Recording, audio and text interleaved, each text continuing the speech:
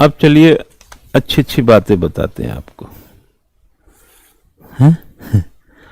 अच्छी अच्छी बातें बताएंगे। एक हेडिंग डालें, इफेक्टिवनेस। सुशासन की पहल के लिए सबसे ज्यादा जरूरी है बेटा इफेक्टिवनेस।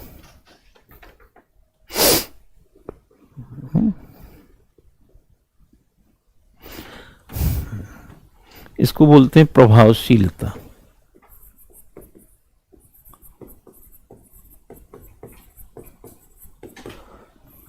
है ना।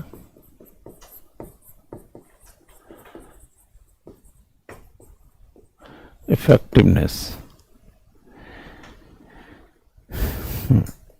रेफर्स, या ऐसा लिखें, to the capacity to realise, to capacity, the capacity to realise organisational और इंडिविजुअल ऑब्जेक्टिव्स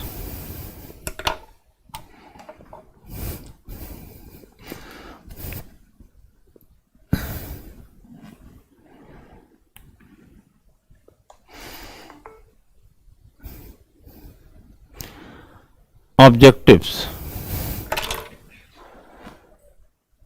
ठीक है, इसमें लिखिएगा the capacity to realise organisational और इंडिविजुअल ऑब्जेक्टिव्स, संगठनात्मक या व्यक्तिगत उद्देश्यों को साकार करने की क्षमता।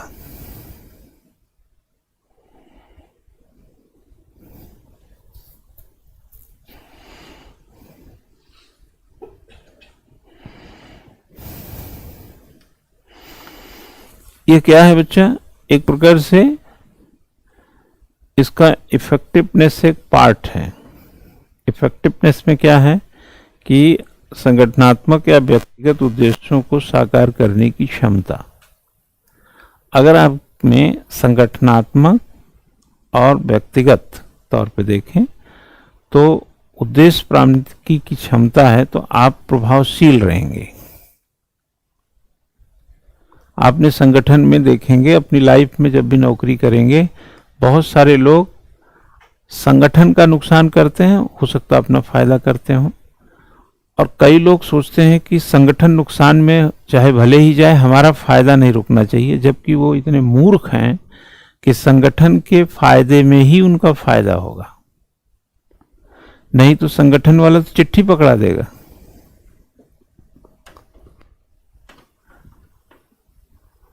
क्यों भाई, हम ही लोग संस्था चलाते हैं, अगर संस्था को बढ़िया नहीं चलाने वाले लोग मिलेंगे तो उनको संस्था कैसे ढोएगी? संस्था ढोएगी किस बिहाफ पे?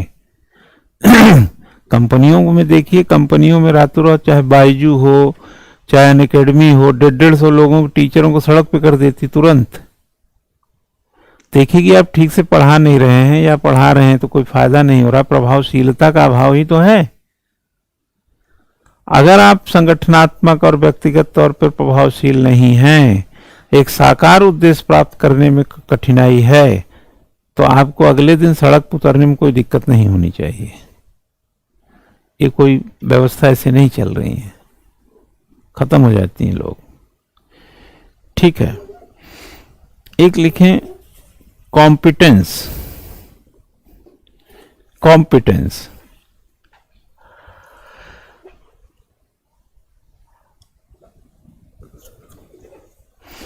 to perform their functions effectively.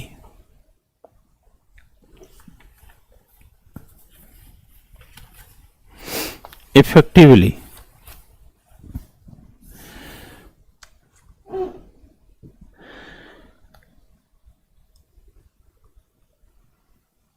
To perform the function effectively. अपने कार्यों को प्रभावी ढंग से करने के लिए institution need to have sufficient expertise. Institutions need to have sufficient expertise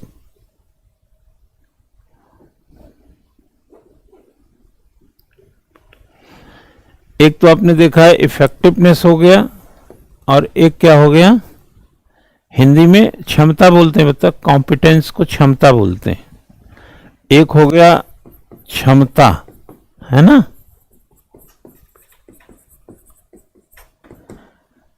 एक हो गया कॉम्पिटेंस, ठीक है ना। आप क्षमता, अगर मान लिया कोई शासन कोई अच्छे कार्यों के लिए पहल करे तो उसमें क्षमतावान लोग होने चाहिए ना, हाँ क्यों भाई विद्युत, क्षमतावान लोग नहीं होंगे तो जो अभी लिखा है कि अपने कार्यों को प्रभावी ढंग से कैसे करेंगे आप, प्रभावशीलता होनी चाहिए, लेकिन प्रभावशीलता बनाने रखने के लिए क्षमता होनी चाहिए। तो सरकारें भी क्षमतावान लोगों को खोज पाती हैं कि नहीं। आपने देखे होंगे कि जात पात धर्म क्षेत्र ये वो में मंत्री बनाए होते हैं जो कि क्षमता ही नहीं होती उसमें।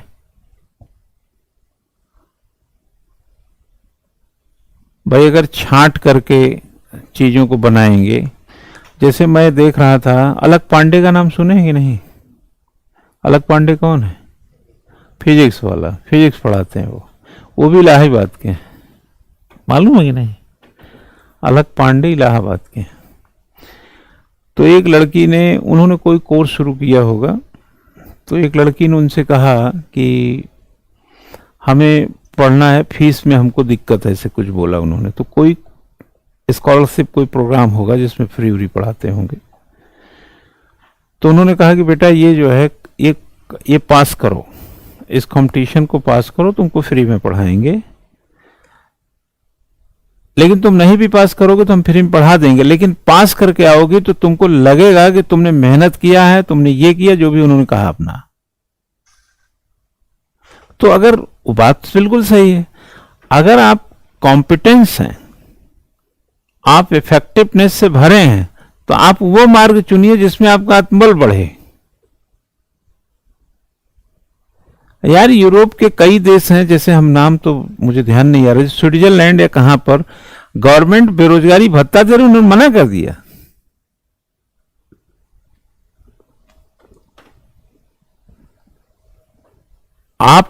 आपको क्या लगता है कि आप कॉम्पिटेंस नहीं हैं, हैं? क्यों? आप में क्षमता का अभाव हो और आप सोचे कि सब कुछ मिल जाए, तो आपकी तो जो क्षमता बढ़ रही थी वो भी गई है। तो क्षमता बढ़ाने के लिए भी कुछ चीजें शुल्क के साथ ही मिलनी चाहिए। सुपर 30 में वो क्षमता पर ही सब जाते हैं उसके यहां। आनंद कुमार के पास जो सुपर 30 में लोग जाते हैं वो क्षमता वाले ही होते हैं।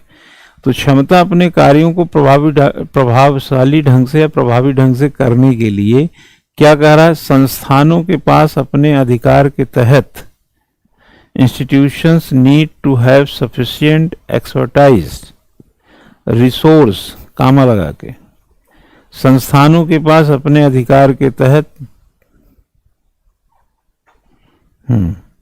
एक्सपर्टाइज रिसोर्स एंड टूल्स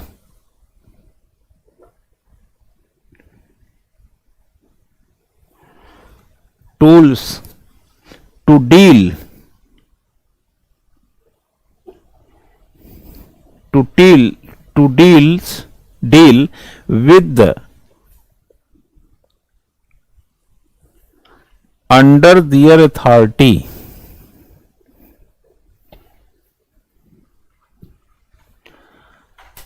अधिकार के तहत पर्याप्त रूप से पर्याप्त विशेषज्ञता, संसाधन और उपकरण होता है या होना चाहिए।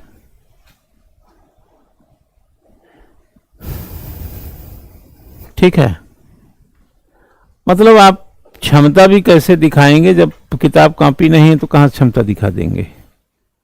तो देखे होंगे सरकारें क्या करती हैं, शासन जो है एक पहल तो करती है, लेकिन पहल करने में वो प्रभावशाली तब होगी जब संगठन और व्यक्तिगत तौर पे चीजें बड़ी हो रही होंगी, बेहतर हो रहा होगा।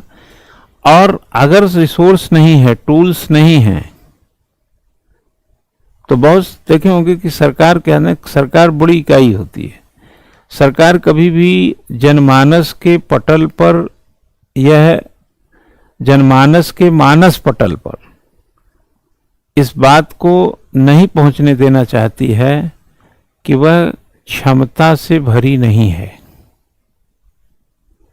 चाहे वो चीन और पाकिस्तान, चीन और इंडिया का झगड़ा हो, चाहे पाकिस्तान और भारत का संबंध बिगड़ा हो, या दुनिया में कहीं पर भी कुछ हो, सत्ताधारक हमेशा इस पक्ष का पक्षधर रहेगा कि उसके कॉम्पिटेंस पर, उसकी क्षमता पर, उसके कार्य की प्रभावशीलता पर जनमानस भ्रम में न रहे, शक की दृष्टि से न देखे। और काम नहीं होने की स्थिति में भी वह इस बात को स्वीकार करने से हमेशा कतराएगा कि यह काम जो है हमने नहीं किया है। नहीं, वह इस बात को भी आपके अंदर रखता रहेगा कि यह काम हमने किया है या इतना काम करना ही ठीक था,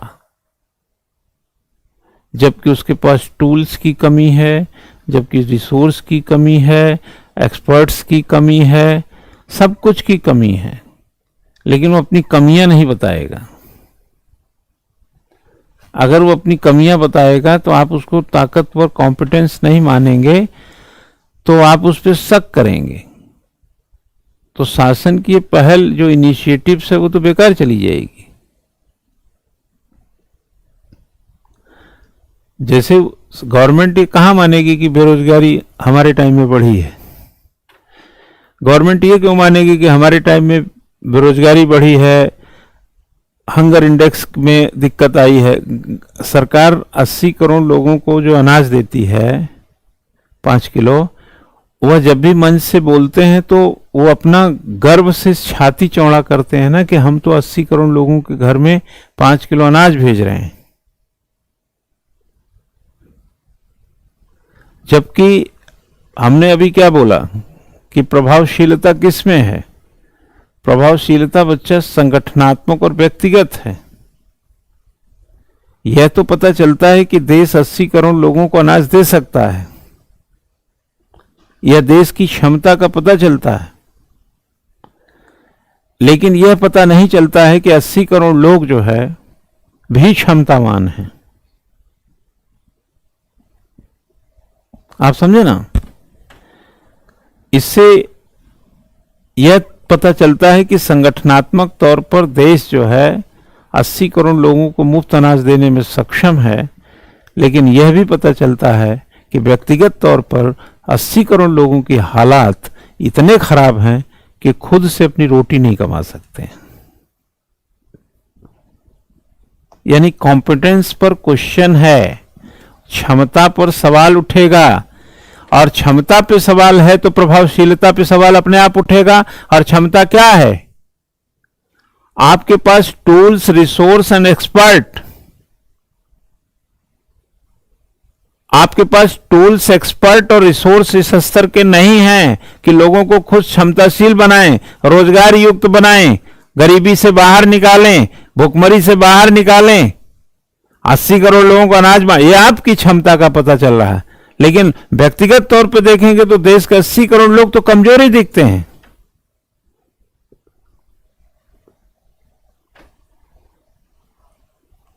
इसी शहर में, इसी देहरादून शहर में बहुत सारे लोग अपने गांव से जब आए होंगे यहां पर, कोई कल कारखाने में काम किया होगा, कोई छोटी दुकान में काम किया होगा, कोई गाड़ी चलाया होगा, कोई किसी बालू सीमेंट बजरी लादा होगा, कुछ ना कुछ किया होगा, और वो धीरे धीरे 10-5 सालों में अपनी एक मुकाम बना करके यहीं बस गया। कई पेट्रोल पंप खोल लिए होंगे, कई मॉल खोल लिए होंगे, कई ट्रक चला रहे होंगे, कई गाड़ियां चला रहे होंगे, चलवा रहे होंगे अपनी गाड़ी, कई दुकान चला रहे होंगे।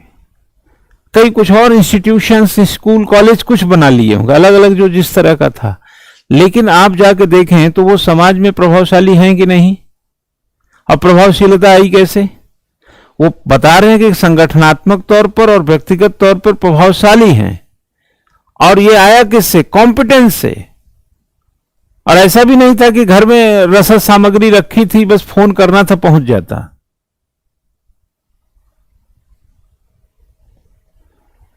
तो ये वाली ताकत ज्यादा ठीक है ना?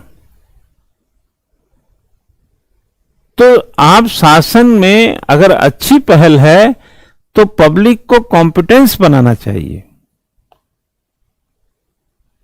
कॉम्पिटेटिव बना दो। इसीलिए क्या बोला, फ्रॉम स्टेट टू मार्केट पे समझाए होंगे हम आपको। आप फ्रिज बनाओ, हमारा ताकत होगा तो हम खरीदेंगे, और हम अपनी ताकत को सही कैसे बड़ा करें, इसके लिए हमको बस टूल्स, रिसोर्स वगैरह की सुविधा दे दो। 5 किलो यार अनाज पकड़ा दिए, हमारी ताकत रही सही, वो भी चली गई है। अगर मुझे लाख रुपए की जरूरत हो और मैं अपने घर फोन करूं, माना, तो घर वाले ही होते हैं, सोचेंगे यार तकलीफ में है इसको, उनके पास भी नहीं होगा तो कहीं से करेंगे, कहेंगे उसको दिक्कत है, भाई उसकी व्यवस्था करो। घर वाले और बाहर वालों में यही अंतर होता है। घर में भाई बंधुओं से आप फोन करके देखिए, चाहे जिस उम्र में रहिए, एक भाई अपने भाई को फोन कर दे, चाहे जैसा भाई हो, ये भी बता दे रहे हैं, लड़ता हो, झगड़ता हो, थोड़ा सा ऐसा होता हो, चाहे 19-20 हो, ऐसा नहीं बड़ा प्रेम ही हो, वो सिर्फ भाई हो, सगा भाई, और आप कहीं दूर दराज हो, तकलीफ में हो, और आप उसको फोन कर दीजिए कि भैया ऐसा है कि बहुत तकलीफ है, 50,000 रुपया मिल जाता तो बहुत अच्छा हो जाता, ऐसी सी तमाम। अब भाई से भाई को बात बताने में क्या दिक्कत है, बता दीजिए समस्या। उस भाई की तकलीफ में यह है कि उसके पास पैसा नहीं है, लेकिन उसकी तकलीफ क्या है कि आपको तकलीफ है, वो पैसा जुटा कर आपको देगा जरूर। यह प्रयोग करना तो कभी जिंदगी में कर लेना, चाहे झूठा ही सही, ये सफल रहेंगे इस प्रयोग में। उसके वो कॉम्पिटेंस नहीं है, उसके पास रिसोर्स, टूल्स नहीं है, लेकिन भाई होने की प्रभावशीलता उसके पास है। व्यक्तिगत रूप से मजबूत नहीं है, क्षमता वाला भी नहीं है 50,000 का, लेकिन उसकी पहल में कोई कमी नहीं रहेगी,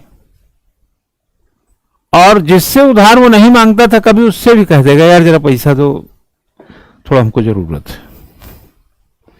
बोले ऐसी क्या जरूरत, अरे दे दो, जरूरत है, बता दूंगा बाद में कभी। उल्ला के देगा जरूर आपको। तो जब आदमी हमारे यहां या हमारे समाज में ऐसे हैं, तो आप उनके कॉम्पिटेंस को, उनकी सुविधा से बढ़ाओ ना, रोजगार दो, कल कारखाने की व्यवस्था करो। 5 किलो अनाज दे रहे हैं आप,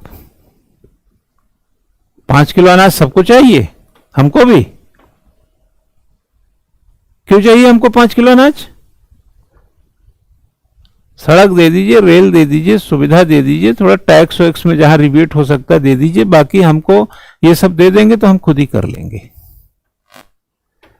जो सरकारें शासन में पब्लिक को, जनता को, जनमानस को, जनसमूह को, समुदाय को, विशेष वर्ग को, महिला हो, पुरुष हो, XYZ हो, को कॉम्पिटेंस बनाने का प्रयास करती हैं, वह देश सिर्फ और सिर्फ तरक्की करता है।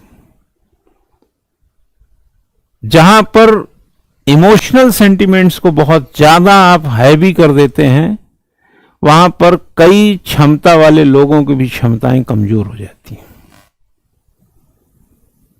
मैं ये नहीं कह रहा हूं कि मुफ्त में बिजली नहीं चाहिए, मुफ्त में अनाज नहीं चाहिए, लेकिन साथ में मैं ये भी कह रहा हूं कि हमें क्षमता भी चाहिए।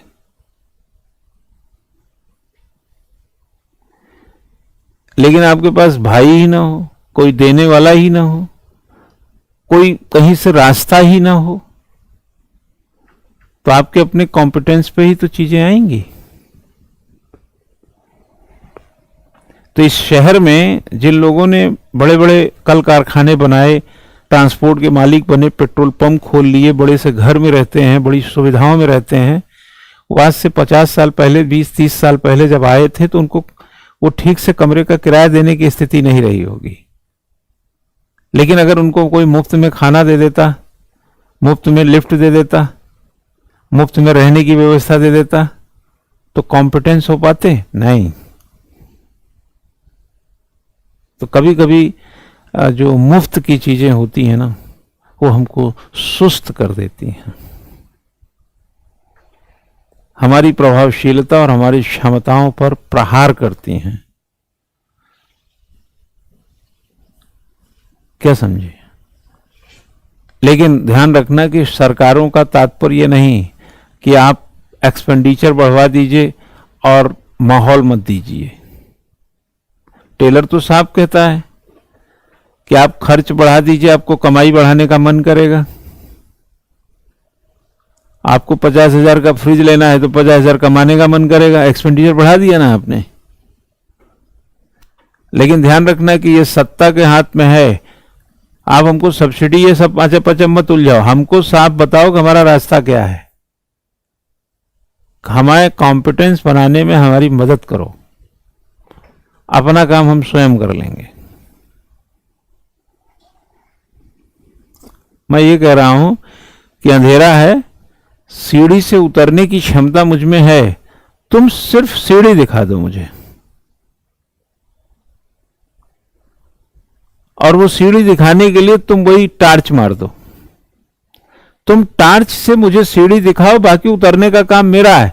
तुम यार मेरे चचुरा पकड़ के लिफ्ट में घुसेड़ के नीचे उतार दिए और बाद में घोषित कर दिए कॉम्पिटेंस ही नहीं है इसमें क्षमता ही नहीं है। बट बोले अंधेरे में ये भड़बड़ा गिर जाते।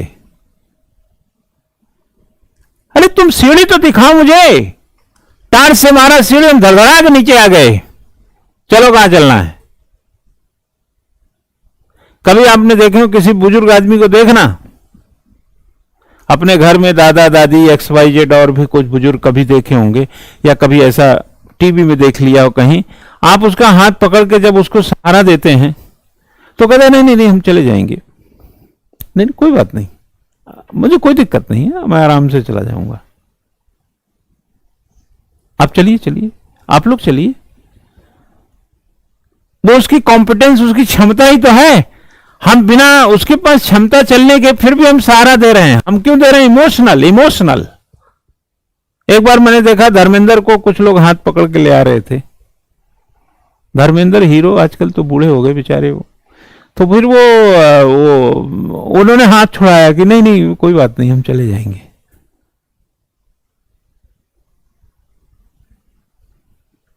उनको भी तो पता चलना चाहिए कि भाई हम चल सकते हैं। आप जो चल फिर रहा है उसको भी हाथ पकड़ के चला रहे हैं। तो 80 किलो में 80 करोड़ लोगों में कुछ लोग तो कमा सकते थे ना, उनको भी अनाज दे रहे हैं। तो उनकी कॉम्पिटेंस को बढ़ा रहे हैं या घटा रहे हैं? बल्कि देखो समाज कार्य में कहा जाता है समाज कार्य वो नहीं होता है, जैसे भीख देना समाज कार्य नहीं है। पहली बार नोट कर लेना, किसी भिखारी को भीख देना समाज कार्य नहीं है, बल्कि आपने इमोशनली सेंटिमेंट्स आपके अंदर आया, उसको 5 रुपये दे दिया आपने। समाज कार्य कोई इमोशनल सेंटिमेंट्स नहीं है।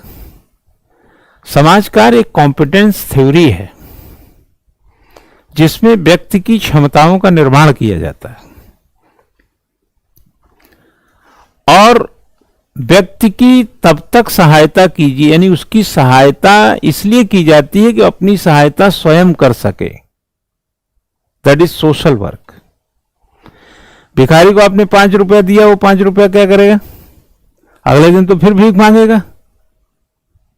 लेकिन उसको एक्टिवा बनाना सिखवा दीजिए, उसको साइकिल बनवाना सिखा दीजिए, उसको मोबाइल बनाने की ट्रेनिंग दिलवा दीजिए, अब कॉम्पिटेंस आएगा उसके अंदर। और हमने क्या किया, भीख दे दिया, उसकी क्षमताओं का ह्रास कर दिया हमने। ऐसे ही जब मुफ्त की चीजें मिलती हैं तो हम उनकी सहायता नहीं करते, क्योंकि सोशल वर्क कहता है कि व्यक्ति को स्वयं सहायता के लिए तैयार करना। आपकी सहायता की जरूरत उस, आपके माता पिता क्या करते हैं आपके लिए, स्वयं सहायता के लायक आपको बनाते हैं, पढ़ाते हैं, लिखाते हैं, ये जाओ कोचिंग करो, फलाना करो, अफसर बनो। क्यों? स्वयं सहायता कर सको। तो आपके कॉम्पिटेंस को बढ़ाने के लिए वातावरण देते हैं, कमरा देंगे, किताब देंगे, सुविधा देंगे, गाड़ी देंगे, और भी व्यवस्थाएं देंगे, ताकि आप क्षमताशील बने। और जब आप क्षमताशील बन जाते हैं तो अपनी सहायता स्वयं करने लगते हैं। अब वो विड्रॉ कर लेगा अपने को। तो सरकारों की सहायता उतना जरूरी नहीं है जितना सरकारों के द्वारा बनाई गई क्षमताएं हैं लोगों में। समझ गए ना? सरकार का पहल वो अच्छा होता है जिसमें जन क्षमता का विकास हो, वह नहीं जिसमें मुफ्त की चीजें वितरित होती हों। जरूरी है, वो भी मैं मना नहीं कर रहा हूं, तब तक जब तक कि वो कॉम्पिटेंस ना हो जाए। लेकिन कॉम्पिटेंस पे ध्यान तो देना पड़ेगा ना। ध्यान नहीं देंगे तो कॉम्पिटेंस कैसे होंगे लोग? समझ गए ना? तो यह जरूरी है। और दूसरा क्या है? ठोस नीति निर्धारण, साउंड पॉलिसी मेकिंग। पहल क्या करना चाहिए? Sound policy making to achieve, हाँ लिख लो, their intended results. Intended results comma अपने इच्छित परिणाम प्राप्त करने के लिए, अपने इच्छित परिणाम को प्राप्त करने के लिए। सुन चेला, सबके मन में अपनी इच्छा होती है। सब, आप सभी जो विद्यार्थी हैं, सबकी अपनी अपनी इच्छाएं हैं, और वो इच्छा ये है कि आपको इच्छित परिणाम मिले। और इच्छित परिणाम बिना ठोस रणनीति के संभव नहीं है। और रणनीतियां के भी अपने स्तर होते हैं। रणनीतियां डिपेंड्स होती हैं टूल्स, रिसोर्स और एक्सपर्ट होने की कला पर। रणनीतियां डिपेंड करती हैं आपकी क्षमता पर। क्षमताशील हैं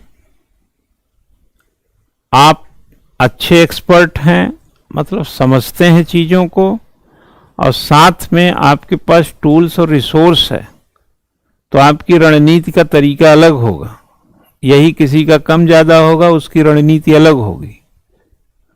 इच्छित परिणाम प्राप्त करने के लिए आपको ठोस रणनीति और उसके पहले की कुछ प्रक्रियाओं को जुटाना पड़ता है, कुछ संसाधनों को जुटाना पड़ता है। लेकिन आपने देखे होंगे कि बहुत बड़ी दुविधा भरी बात यह है, जो लोगों को इस दुविधा में रहना ही नहीं चाहिए, कि इच्छित परिणाम चाहते हैं लेकिन उस उद्देश्य की गैर इच्छाओं के, यानी कि उसके विरोध में रोज काम करते हैं। इच्छित परिणाम आपका क्या है? बिना पढ़े समझ में आ जाए, बिना कोचिंग आए सब कुछ आने लगे, बिना प्रयास के ही सफलता मिल जाए, मेहनत ना करना पड़े, अकाउंट में लाखों की सैलरी आ जाए। अगर कोई ऐसा मन का मीटर होता, मन मीटर, कि आप में नाक में थोड़ा सा ऐसे कोरोना की तरह नापने के लिए डाल दिया जाता और उसमें से निकल के आता, तो उसमें कोई भी आदमी 100% खरा नहीं उतरता। कई तो ऐसे होते हैं करना कुछ नहीं चाहते, पैसा पूरा चाहेंगे। तो इच्छित परिणाम प्राप्त करने के लिए हमें ठोस रणनीति से गुजरना पड़ता है। शासन की ये पहल होती है, भारत का भी अपना एक उद्देश्य है, भारत का भी अपना एक इच्छित परिणाम है। मोदी सरकार भी कई इच्छित परिणामों से युक्त है, जिसके लिए ठोस रणनीति की आवश्यकता है और जिसके लिए कॉम्पिटेंस होना जरूरी है। अगर आप नहीं हैं तो ठोस रणनीति नहीं बना पाएंगे, और ठोस रणनीति चलो बना भी लिए तो एग्जीक्यूट कैसे करोगे?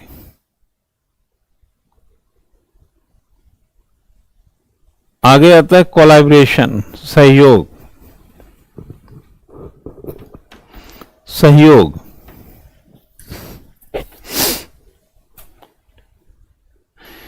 लिखें, to address problem of common interest, to address problem of common interest.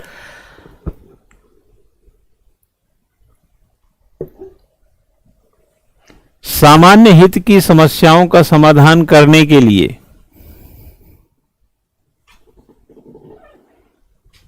सुनो चेला, शासन की यह ड्यूटी है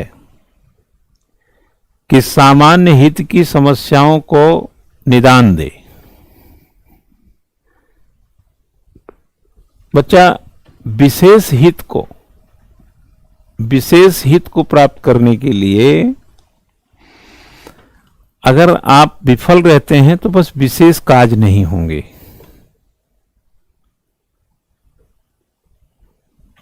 है ना।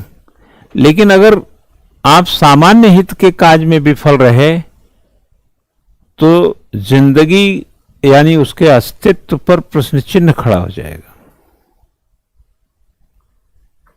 अगर घर में फ्रिज नहीं है, घर में वॉशिंग मशीन नहीं है, घर में कार नहीं है, माइक्रोवेव ओवन नहीं है, ड्राइंग रूम में झूमर नहीं है, सोफा नहीं है, या अन्य और भी जो लग्जरी आइटम जो आप समझ रहे हो, ये तो जरूरी हो गया, बट लग्जरी ही मान लेते हैं थोड़ी देर के लिए, नहीं है, काम चल सकता है। लेकिन आटा नहीं है, दाल नहीं है, चावल नहीं है, नमक मिर्च मसाला नहीं है, तो काम नहीं चलेगा। ये सामान्य हित है। आटा, दाल, चावल, तेल, नून, लकड़ी, नमक, मिर्च, यह सब क्या है? सामान्य। इसमें तो अस्तित्व ही क्वेश्चन में चला जाएगा। तो सामान्य हितों की जो चिंता है वो शासन को पहले करना चाहिए। जैसे आपने कहा कि हमारे यहां बुलेट ट्रेन चलेगी। बुलेट ट्रेन एक स्पेशल थिंकिंग है, एक स्पेशल वर्क होगा ना। लेकिन यह अगर नहीं चलती, चलो मान लिया, अभी तो चली नहीं। अहमदाबाद से मुंबई के बीच बुलेट ट्रेन चलनी थी, चली नहीं अभी तक। वो शिंजो अबे जिनसे समझौता हुआ था, बहुत मामूली लोन पे हमको बहुत पैसा दिया, 88,000 करोड़ समथिंग कुछ क्या था, ऐसी कुछ था मामला। अब तैयारी वारी चल रही होगी, अंदर की बात होगी, हमें नहीं मालूम है ज्यादा। अगर मान लो मेट्रो नहीं भी चलती है, वो बुलेट ट्रेन नहीं भी चलती है, तो सिर्फ विशेष कार्य नहीं होंगे। लेकिन पता चला कि आपको यहां से लखनऊ जाना है, ट्रेनें नहीं है, पैसेंजर भी या कोई एक्सप्रेस, तो यह सामान्य हित भी सुनिश्चित नहीं हो रहा है। तो यह जो है सहयोग नहीं माना जाएगा, यह सहयोग नहीं है। फ्रेडरिक्स ने 1952 की अपनी स्टडी में जो तमाम बातों में एक बात थी कि हम अगर जिस देश से गुलाम है, अगर उन्हीं के विकास मॉडल को अपने देश में इस्तेमाल करते हैं, क्योंकि हमने वही देखा है। तो कुछ काम तो हम कर देंगे लेकिन सारा पैसा वहीं खर्च कर देंगे। अगर आपके पास 5 लाख है और एक कमरा बहुत खूबसूरत बनाना चाहें, पीओपी लगा दिया, ये लगा दिया, वो लगा दिया, मस्त बिल्कुल झकास बना दिया आपने, लेकिन उसी 5 लाख, ये आपने मॉडल कहीं देखा, जिसके घर जाते थे, अरे क्या यार बनाया, हम भी बनाएंगे, तो 5 लाख रुपए में आपने एक कमरा बना दिया। और जबकि वास्तु स्थिति के अनुभवजन्य व्यवस्था क्या कहती है, एक कमरे में सारे लोग नहीं आएंगे, तो आपने 4 कमरे बना दिए, उस 5 लाख में 4 कमरा बनाया, लेकिन किसी भी कमरे की आपने पलस्तर नहीं करा पाए, जमीन नहीं बना पाए। तो आपकी अम्मा जो है ना, गाय के गोबर से कमरवा लीप देगी, और एक कमरे में आपके बाबूजी सोएंगे तो रात को ओस नहीं पड़ेगा।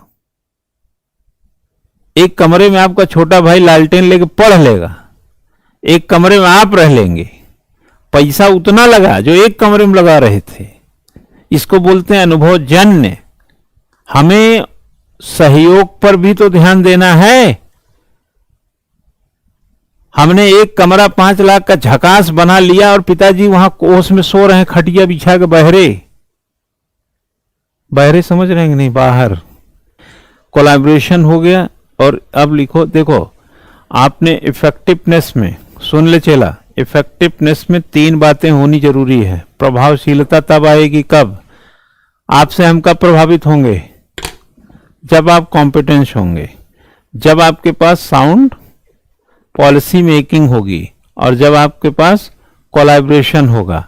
यानी कि इसके अलावा हमने क्या बताया, इफेक्टिवनेस में एक तो कॉम्पिटेंस की बात कही, और दूसरा हाँ साउंड पॉलिसी मेकिंग, और लास्ट में कोलैबोरेशन। ये प्रभावशीलता को बढ़ा देगा बच्चा। सरकार में अगर क्षमता है, सरकार में ठोस रणनीति है नीति बनाने की, और सहयोग की भावना है, तो उसकी प्रभावशीलता बढ़ जाएगी। और दूसरा क्या है, अकाउंटेबिलिटी। इसी में लिख लो अकाउंटेबिलिटी। ये सब बताया हूं, डिटेल नहीं बताऊंगा, इसका चर्चा करता रहता हूं। अकाउंटेबिलिटी, अकाउंटेबिलिटी के भी अपने कुछ मायने हैं। कैसे, अगर आप अकाउंटेबिलिटी के पॉइंट ऑफ व्यू से देखें,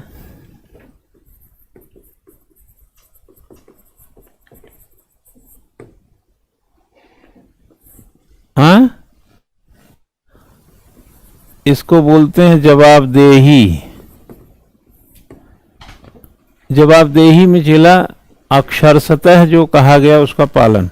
सबसे अक्षरशतः क्या समझते हैं आप, इस देश का सबसे बड़ा अक्षरशतः क्या चीज हो सकता है, इस देश की इंटीग्रिटी।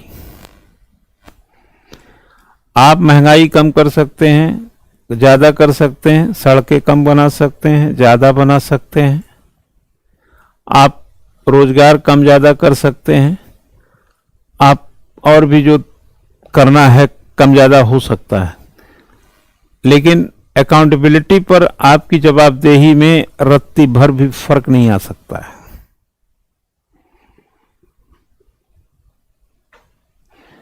जैसे आप खाना कम खा सकते हैं, पिज्जा खा सकते हैं, बर्गर खा सकते हैं, गोलगप्पे खा सकते हैं, चाट खा सकते हैं, बारात में जा सकते हैं, कहीं पर भी कुछ भी करना है आप करिए, जो ऐसी चीजें हैं। लेकिन पढ़ाई से समझौता नहीं कर सकते आप, क्योंकि आप पढ़ाई से समझौता करके देखिए, फिर पता चले कि कर क्यों रहे हैं आप। आज की तारीख में आप पढ़ाई छोड़ दीजिए और फिर अपनी जिंदगी को जरा देखिए कि फिर आप कर क्या रहे हैं, आपकी जरूरत क्या है। फिर इस टाइम जरा 1 मिनट के लिए कल्पना कीजिए कि पढ़ाई को से रोल बैक कर लीजिए। अब आप जरा देखिए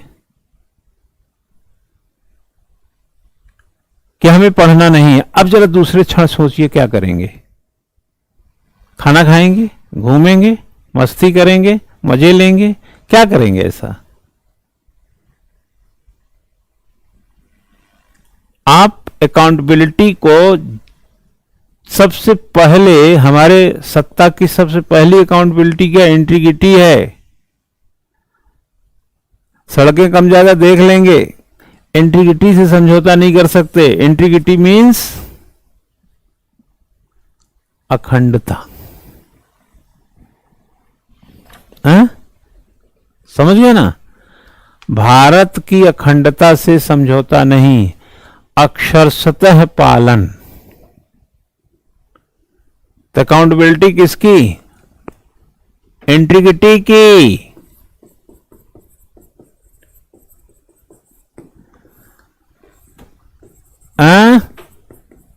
क्यों बच्चा?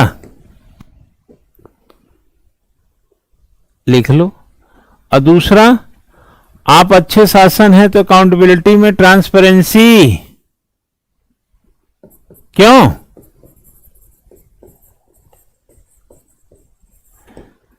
पारदर्शिता।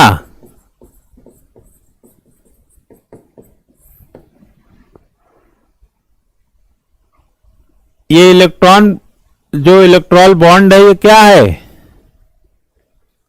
आप बता सकते हैं अकाउंटेबिलिटी के खिलाफ काम कर रहा है कि नहीं? चला? आपने जो इलेक्ट्रॉन बॉन्ड, आजकल बड़ा चर्चा चल रहा है यार, समझ नहीं रहे तुम लोग। जो ये है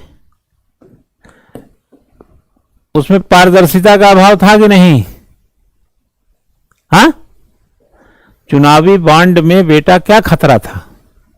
पारदर्शिता कहां है उसमें? पारदर्शिता नहीं है तो किसी भी सत्ता के अकाउंटेबिलिटी पर क्वेश्चन उठेंगे कि नहीं?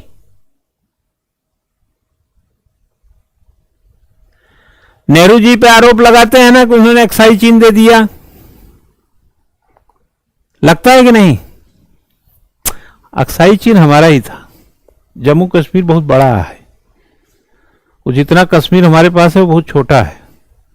जो पीओके है उसको जोड़ लो, फिर अक्साई चीन, तब कश्मीर का नक्शा बनता है। तो नेहरू जी पे आरोप लगता है ना, तो नेहरू जी पे आरोप लगा तो नेहरू जी के अकाउंटेबिलिटी को क्वेश्चन उठा, और अकाउंटेबिलिटी पे किस पैमाने, किस स्टैंडर्ड के क्वेश्चन पे खतरे उठे? इंटीग्रिटी पे।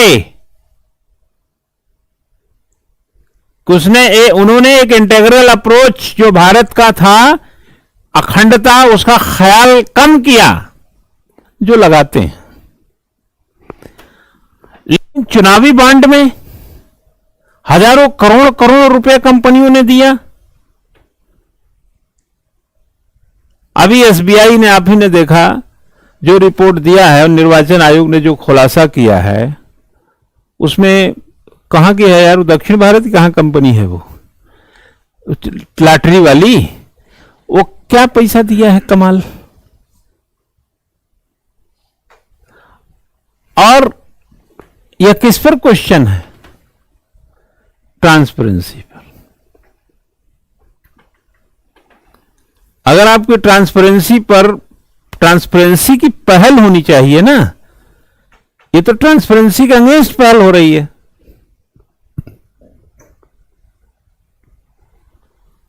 ठीक है। दूसरा, तीसरा है, लिखो। तीसरा है इंडिपेंडेंट ओवरसाइट। इंडिपेंडेंट ओवरसाइट क्या हुआ ये? हाँ, बताओ।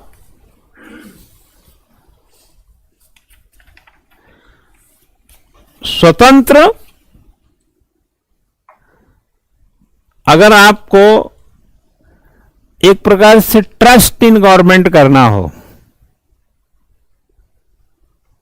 गवर्नमेंट में आपको ट्रस्ट जो है रखना हो, तो आपको अपना व्यू क्या रखना है? हाँ, गुड। और गवर्नमेंट में ट्रस्ट कैसे बढ़ेगा? बेरोजगारी बढ़ने से, गरीबी बढ़ने से, महंगाई बढ़ने से नहीं, सामान्य हितों को साधने से, ठोस रणनीति से, कॉम्पिटेंस दिखाने से। ठीक है।